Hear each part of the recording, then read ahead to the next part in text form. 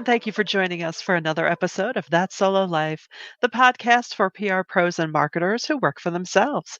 People like me, I'm Michelle Kane, and I'm with Voice Matters.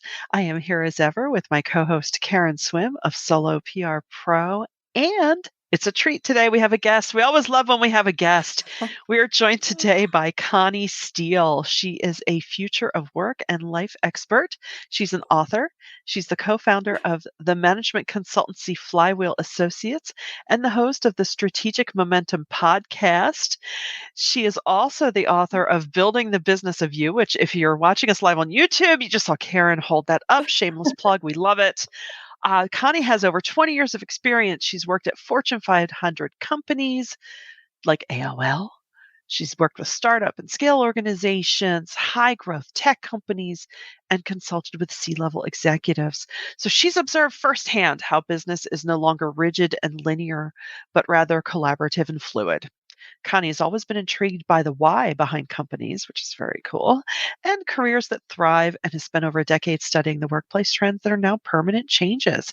So she's here to help us and you understand our skills, talents, interests, to help kind of figure out that long-term approach and maybe even plan our career mashup, the career of the future. So thank you, Connie. You're here to help us to be the CEO of us. Thank you so much. I'm super excited to be on your amazing podcast today. Aw, you're very kind. So tell us, what led you to write The Business of You? What sparked the first thought of, hey, there's a book in this? Well, it really started with my own podcast. As you had mentioned, I have always been intrigued by the why behind companies and really the people behind them. Like, what is it that make them thrive? What are the factors for success? What holds them back? What are they actually doing? What's that how, right? Because it's always the how that creates that level of momentum. So when I started my own podcast 5 years ago, I wanted to really understand that. And I interviewed people across different disciplines. Much of that was because I realized as a strategy consultant, when you go and you try to solve a problem, it's never the subject matter area that really inevitably is the problem. It's all of those different factors that cause some friction. So as I started interviewing people, I noticed an interesting pattern that the way that they were pursuing their careers was nonlinear. The way that they were operating was different. What they wanted out of life was being defined differently. How they defined success wasn't the traditional definitions that we all know that we grew up with before. They were much more narrow. They're much more finite. And money, title, power, it wasn't that. They were seeking something higher. They were seeking more fulfillment. They were seeking purpose. They were really wanting to make an impact. And what I was also realizing is that the people who were reaching out to me were those that were either starting out or really in their mid stage of their career. So millennials and Gen Zs. And they were looking at different resources like podcasts to help them grow. So as I started digging into these interviewers and understanding their why, I was also talking to, again, this growing population of the workforce and trying to understand what their challenges and struggles were based on doing really this research. And it was just a passion that I had. I started to notice some really interesting trends, which was an explanation for the nonlinearity that we were constantly seeing and people were complaining about.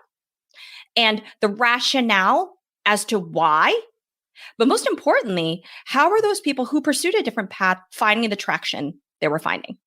And as I was looking at all of these different components, a thesis came really into light, which is a very human-centered one.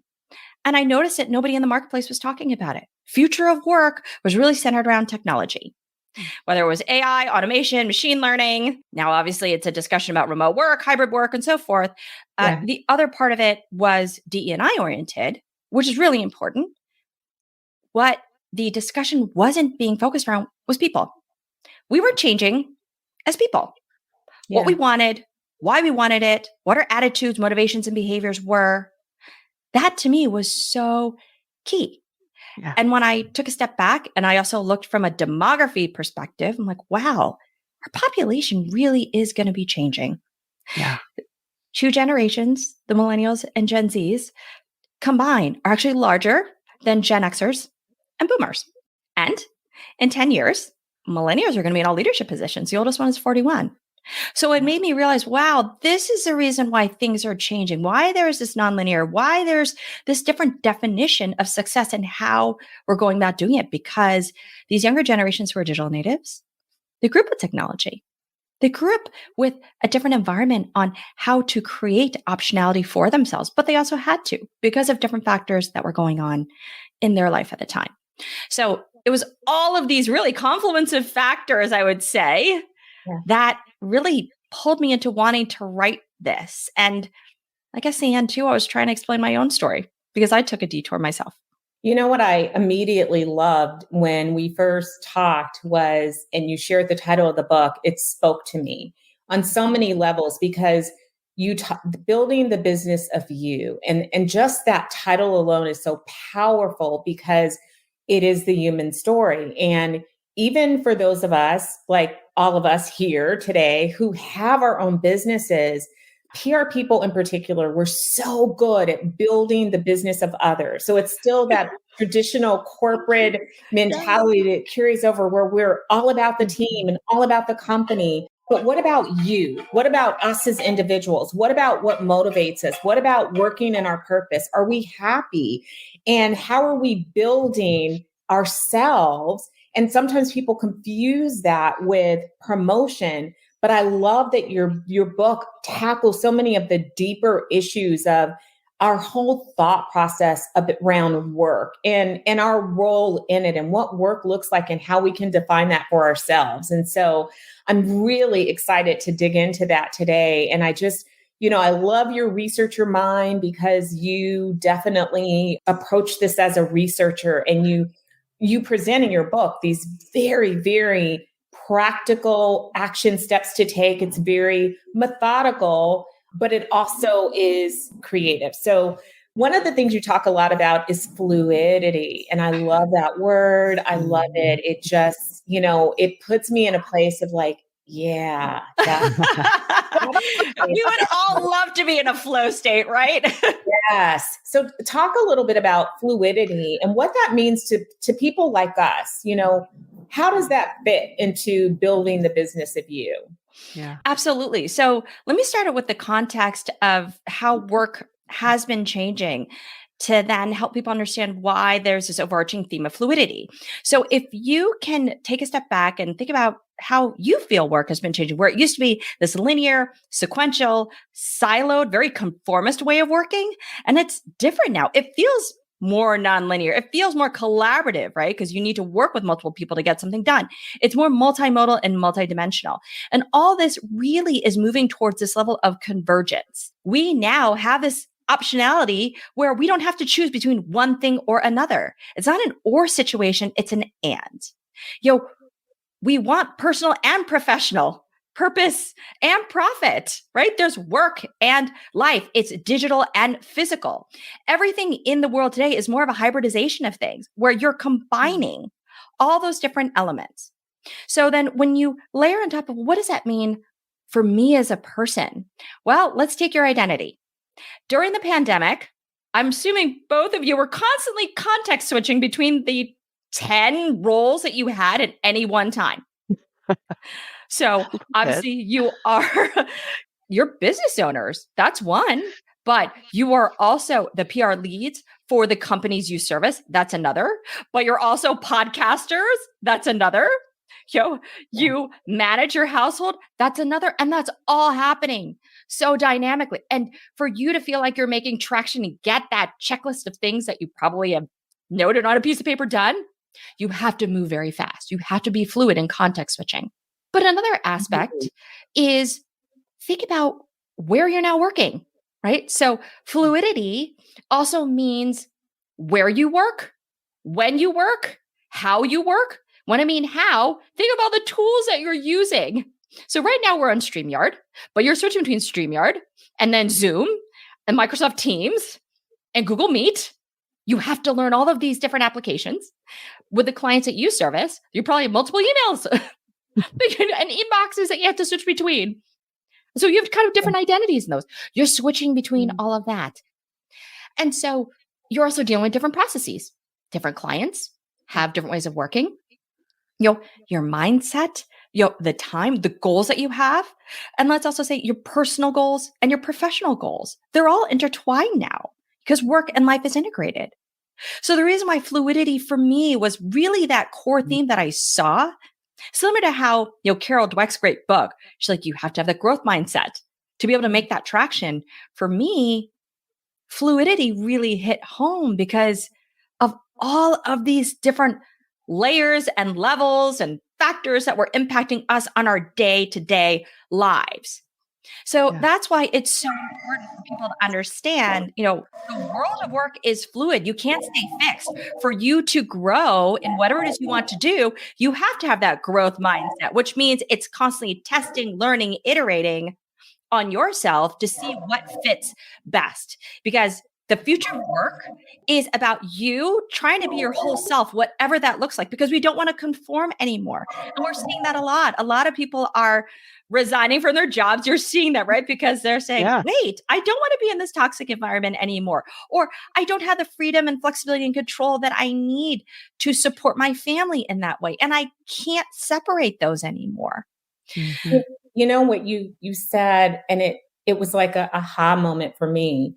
You talked about the role switching, and the aha moment for me is that, and you mentioned dynamic.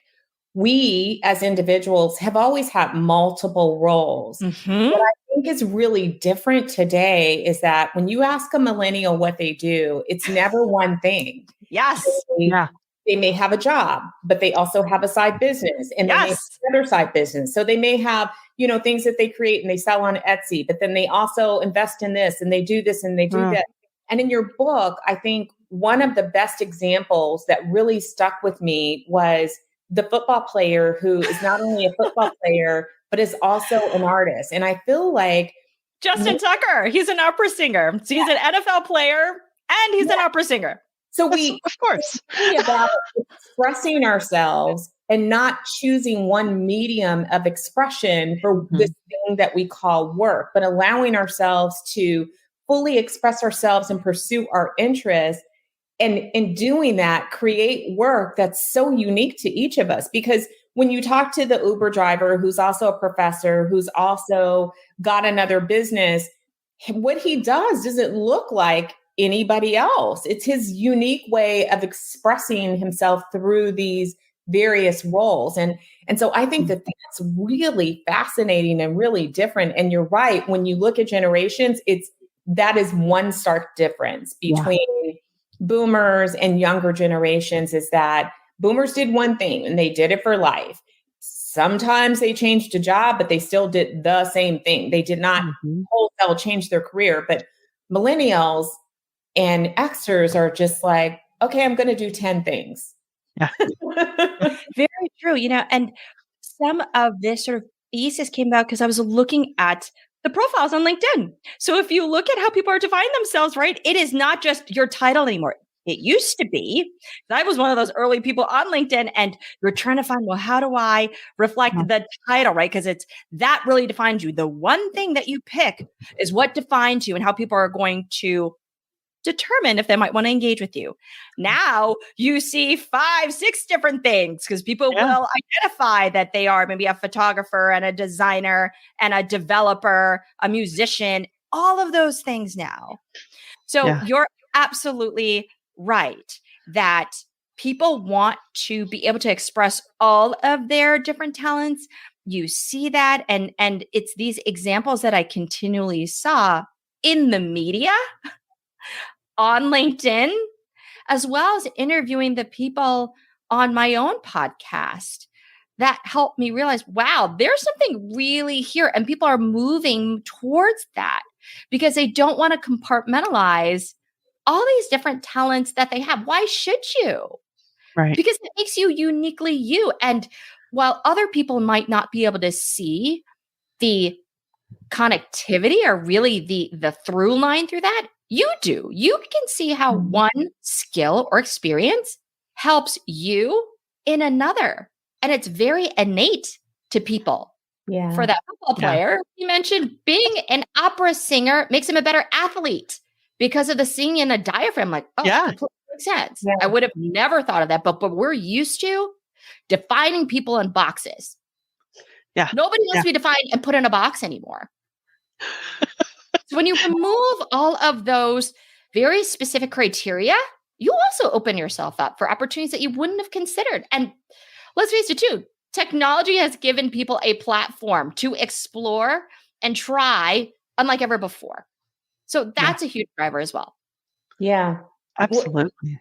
And I think talking about this, I hope that because it does take a little bit of a shift in your perspective. I come from a generation that valued focus. Mm. And, when you talk about having 5 different things going on, that it's hard to push against that traditional concept of that's a lack of focus. You're doing too many things. You're all over the map. And, there's that old expression of being, what is that expression? Jack of all trades, master of none. None.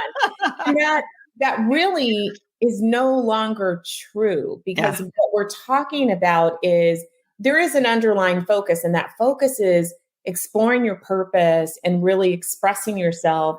And that doesn't have to be confined to a single role. So, but it does, even I have to catch myself and go, yeah, that's okay for you to do that. You have permission to do more than one thing. Right. Absolutely. And I know that people may think, well, wait, but if I have 4 or 5 different things, how do I juggle that all? Well, it's knowing which ones that are complementary as well that enables you to leverage all those different aspects and skills that you have.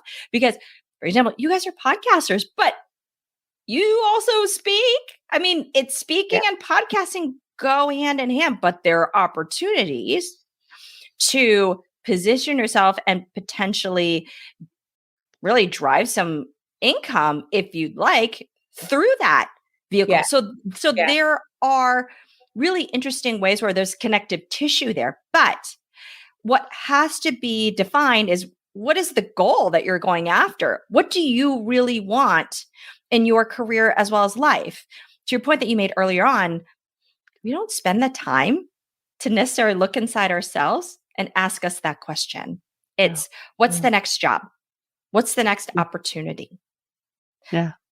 But when we say what really fits me, what makes me happy, what is the environment that I want to create for myself? These are all higher order questions, which is hard and it's very scary to ask yourself because it's not immediate. This is not something that will happen overnight, and we want something to happen right now.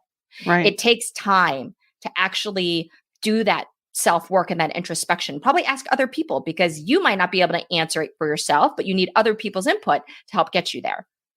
Yeah. So until you do that and align these macro trends that are happening in the marketplace to really what makes you, that's when you can find that alignment. And that's part of this strategic planning process that I have in the book, because we don't do strategic planning for ourselves.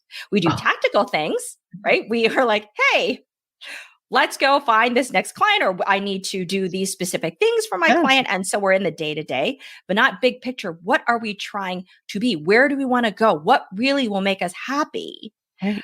That's a very different part of the brain. It's scary because it's new and it's different. It makes us uncomfortable. And when things are uncomfortable, we have fear, and then we stop because we don't want to fail. So then we don't even bother. We just stick to what we know. And then it's a vicious cycle. And we don't move forward.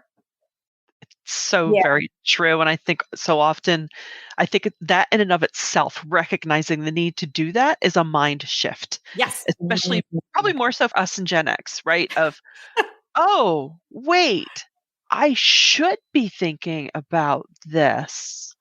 And it's important to make the time to do it. And also, but we need to do that work. We really do. 100%. I'm going to share this story too from a really interesting person I met. She is probably 7 years out of her career. And she had mentioned to me that she is constantly looking at the job boards for opportunities, even though she's quite happy in the place that she's at. And she had found this opportunity at Spotify that had to do with algorithmic bias. New job, right? And we know at the rate of change that's occurring and the new opportunities that will be really brewing to the surface. We can't predict what new jobs are going to be happening 3, 5, 10 years from now. But she saw this job and she got so excited because she said, wow, that job integrates all my different skills and passions because I actually took statistics in college and I loved it. I'm doing product management right now, specifically in AI and machine learning. It's very relevant, but I have a passion for diversity and equity and ensuring sort of a better future for people. She goes, that job integrates all these different elements of me. And that was just another, I guess, confirmation of where I could see when you can go broad and it's about breadth versus strictly depth, because we only, depending on who you are, there's a certain level of depth that people want to pursue in any particular area until we get bored. But that doesn't mean that we don't want to stretch ourselves and do something else. The question is, how do we start to integrate all of that? I like to use the analogy of like building Legos. In the past, where you had for me, you had just a big plate. And sometimes you knew exactly what you wanted to build. So you start building it. So if it's a house. Other times, you're not sure. You just want to play with Legos. So you put one brick down, you put another brick down on the board, just different pieces. But as you start building, something comes to your mind. And then you realize, okay, I need to connect it all together. I look at that as similar to how we want to craft our careers. Each of those blocks could be a skill, could be an experience, could be a piece of education, could be an interest. But as you start to build it and they're all over that board, it starts to become clearer and clearer for you what that whole picture could be. But you don't know until you try. And we are in this world now where it is about experimentation. Those that are millennials and Gen Zs have grown up in a world of experimentation because they can. And that's how they learn. They want to try kind of on the job or sort of on the web, whatever it may be. They can. So it actually enables them to identify what they like faster versus us. Well, you had to do a more traditional and formal route and you had to decide and you take these classes, but classes are not reflective of what you might be really doing in the real world, but yet you still had that prerequisite of needing to do it before doing the job. Different now. Yeah.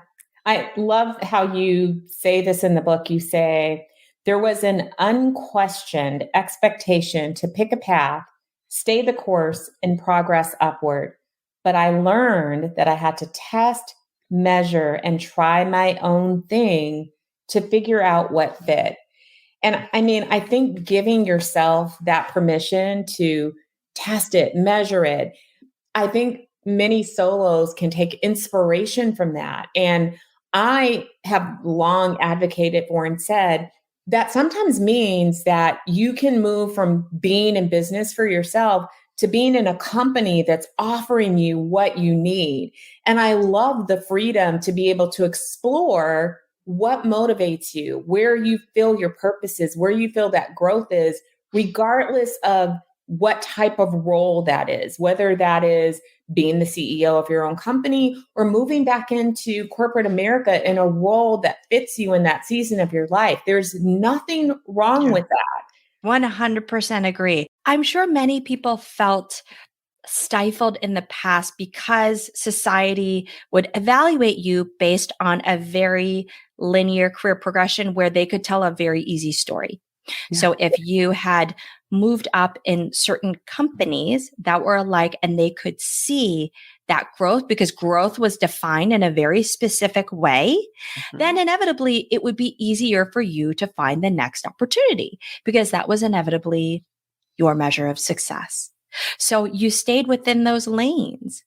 Now people are defining the rules differently and flowing in and out of independent or going to a company isn't looked upon negatively in the same way it was before. But certainly I completely understood that. I mean, I pivoted out of a corporate job without another job, and that was a no-no 10 plus years ago, right? You knew that, you don't leave the job without having another job. Right. Because you have to explain why you're not working and all of that. And so there were very specific rules of engagement, right? To ensure that you could land the next thing. Yeah. The rules are now being completely changed, but it gives you the opportunity to identify what are my rules? What do I Mhm. need? Because unfortunately, the level of support that you maybe once have had has shifted too. So it's so necessary that people take stock in investing in themselves to determine what that right path is, because you drive your own fulfillment. Mm. Mhm. And we know that. We've seen it time and time again, right? Like companies have their specific interests. Yeah. You need to focus on yours, not to the detriment of not being a team player, but it's so important that we focus on how we can accelerate and know thyself. Hmm. And I think that is, I thank you, younger generation, for Yeah. moving things along and accelerating something that really needed to happen. But it really has created this interesting environment in the world of work, because I think organizations are struggling to find their lane. They don't Yeah. know how to deal Yes. with all of this Yeah. newness. And let's face it, the pandemic has us all looking at things a lot differently. And we're gone. We're in the future. And, Yeah. companies are being left behind because they don't know. I just read something today, for example, that Bank of America had, sent all of their employees back to the office, and they're concerned because everybody didn't do it. So I don't think companies know, like, what do we do? Like, oh my God, the workers have taken over. They're changing jobs. They have side businesses. They are rewriting the rules of engagement, and they're really trying to catch up. They're not there. I see organizations, even the ones that we might consider progressive, they're just not there. Yeah. What do you mean you don't wanna come and sit in my cubicle and work for me? It has worked for years. It's like, "Come on." Right. Exactly. I think this is why, this work excites me so much, Yeah. because what we have to remember is that companies are made up of people, Yeah.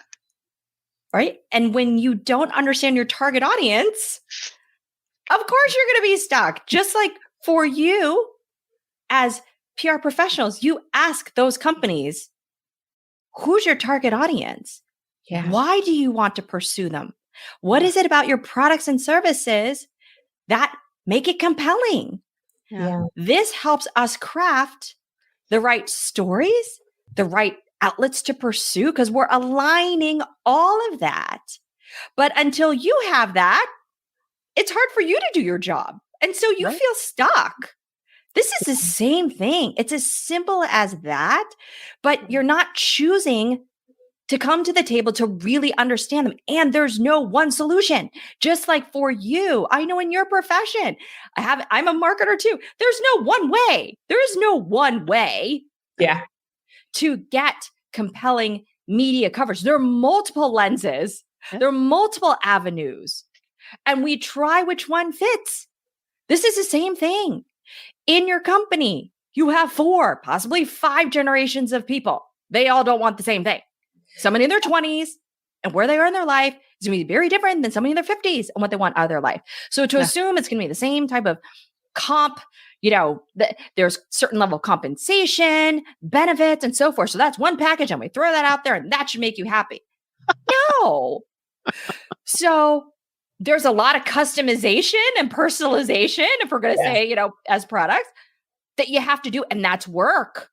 Companies have never had to do that before. They haven't Right. had to invest or really align with these individual employees and have that mutual value exchange, because it was more dictatorial. It was, hey, this is the way it is. You come in, you do as I say. They don't have to. So to figure out, well, what are those solutions? It means you have to start small, just like building software products, given that's where I come from. Let's start small. What could be an opportunity that we pursue? Does that work for us? How can Right. we make it better? How can we improve it? Then you can learn how to scale it to others, but you have to constantly flex and adapt, because there's going to be absolutely new things that come into play that you cannot anticipate. How many of you have probably done a situation, whether you've been in a corporate environment where you start your job 3 months later, new boss, new role, new department, you didn't expect that. So you have to pivot. Yeah. Yeah. Different. And there's a So- lot of pivoting happening right now in corporations. And we as PR professionals, obviously, we feel that too, because everything is fluid. Everything. Right. It changes. We just wake up every day and expect it to all be different. I mean, I've had executives that have jumped ship during the pandemic to do nothing. They just, which is so, 5 years ago, even that was unheard of. Executives leaving their jobs to go do nothing because they just want to explore life. My God, we would have thought that they were having a mental breakdown. Right. But today, that's perfectly normal. And, it's perfectly normal for people to come into a role and not even stay a year before they're off to the next thing. And that's our normal. And we've all got to find a way to really be okay with these changing dynamics and learn to work within that while also making sure that we're taking care of us and our business. 100%. So now you can see why fluidity was that overarching theme, because change is constant. Uncertainty is the new certainty. And the more that you can get in that mindset that, well, things could change tomorrow, things could change an hour from now, but you still are very clear on the overarching goal that you're working towards for yourself, then you'll know that you're still making progress. I think what's hard is that when we're not clear on what it is we're striving for and things shift left and right, we feel like we're being, jiggered all over the place. And it's so unnerving. It makes us really uncomfortable. And we have a lot of fear then. And then we start to kind of plant ourselves to try to get control. Mm-hmm. No, but that's because we haven't defined it. But if we know, wait, I'm still working towards this. And even though I had to zig left, zag right, all of that is still moving me forward to what I want to be doing or how I want to help a company.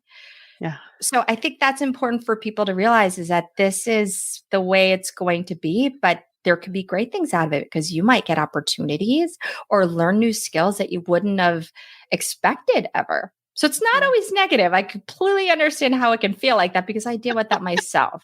And you're wondering, really? Again? Yeah. Why? Right? Okay, fine. Right? I'll just move on. I know Michelle is going to wrap us up, but before she does, I want to once again make sure that our listeners grab Connie's book. It's called Building the Business of You. It's fantastic, and it really will have you doing some deep thinking about your own business and your purpose and how you're going to craft this next stage. She talks a lot about spotting trends, and she really works through this in a very analytical yet approachable way. And so please get the book.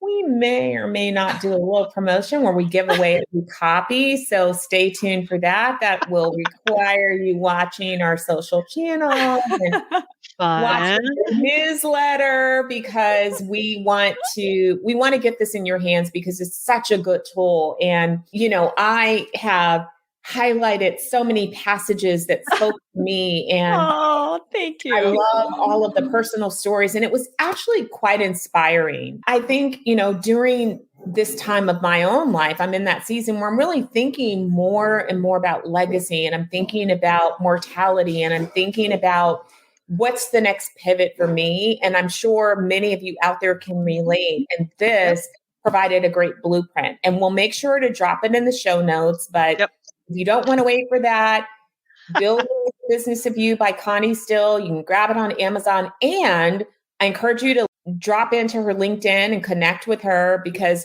she also just launched this great course that delves deeper and will walk you through this. So if you're, in that phase of trying to find your career mashed up and don't know how to find your own compass, you want to do the course and connect with Connie. She's fantastic. She talks about these topics, and they're so fascinating and so helpful, not only in our business, but I also believe that this knowledge helps us to be better counselors to our clients. And so I'm always looking for that lens, because as PR professionals, we know that we develop strategies for the companies that we serve. So understanding this organizational mindset and the shift in the landscape of work is very beneficial. Absolutely. And I think, so often we talk about this as our solo shops, that it's a selling point of us, an outward client facing selling point of, hey, we can pivot quickly, we can be fluid in our work. But now it's time to take time to be fluid and pivot about our own business. So this is just such a great opportunity. Like Karen said, I encourage you, connect with Connie on LinkedIn, visit her at ConnieWSteele.com. And yes, please do buy the book. And until next time, we thank you for joining us for That Solo Life.